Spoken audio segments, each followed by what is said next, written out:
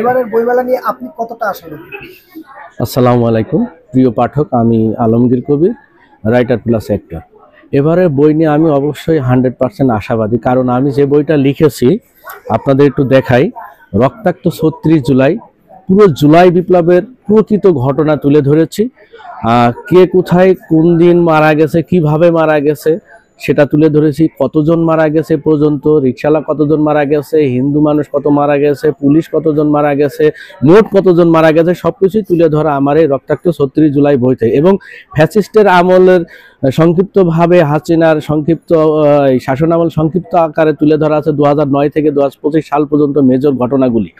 যেমন 2009 সালের 25শে ফেব্রুয়ারি বিডার হত্যা নামে যে কিলিং করা হয়, সেনার সদস্যকে কিলিং করে মারা হয়, সেই ঘটনা তুলে ধরা আছে। 2013 সালের হেফাজতে ইসলামে কিভাবে নিধন করেছিল সেই ঘটনা তুলে আছে। 2024-এ ছাত্র জনতার গণহত্যার সেই বিষয়গুলি তুলে ধরা আছে। এবং আবু সাইদকে নিয়ে আমার একটা কবিতার বইতে লেখা আছে। আমি দর্শক একটু যদি সময় পাই তাহলে কবিতাটা একটু শোনাইতে পারি।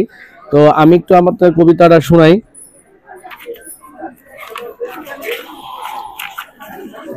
শহীদ আবু সাইদ, তুমি বাংলাদেশের লাখো কোটি তরুণের সাহসী প্রাণ, তুমি কোটা সংস্কার আন্দোলনের নতুন প্রয়াস, তুমি বীর, তুমি চিরুন্নত মমশীর, তুমি সারা পৃথিবীর ছাত্র ছাত্রীদের এক নতুন ইতিহাস, তুমি হার না মানা এক প্রতিবাদী সৈনিক, তুমি বাংলাদেশের যুব সমাজের প্রতিবাদের অগ্রদূত, তুমিই শিখাই গেলে অধিকার আদায়ের জন্য নিজেকে কিভাবে বিলিয়ে দিতে হয় নিজেরই প্রাণ।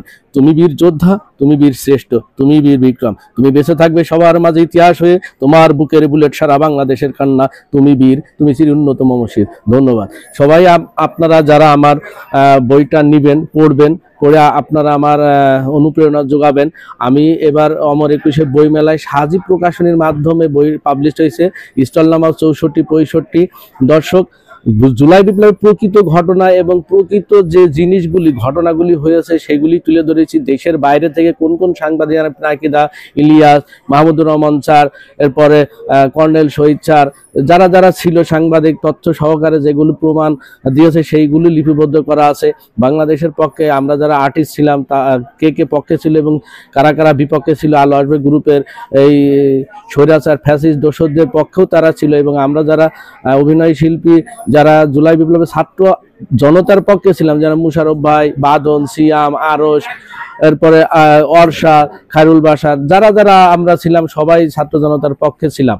এবং আমি বলতে চাই যে রক্তাক্ত ৩৬ জুলাই বইটা পড়লে পুরো জুলাই বিপ্লবের পুরো ঘটনা 1 থেকে 36 দিনের যে ঘটনা সবগুলি তুলে ধরা আছে। 6 সমন্বয়ক সহ ডিবি হেফাজতে কিভাবে অত্যাচারিত হয়েছিল, তারা কয় ঘন্টা অন্বেষণ করেছিল, মোটামুটি আমি একটা 1 থেকে 36 দিনের ঘটনাগুলি সবকিছু তুলে ধরেছি। দর্শক, আমার আরেকটা বই আছে, এটা হচ্ছে গভীর প্রেম।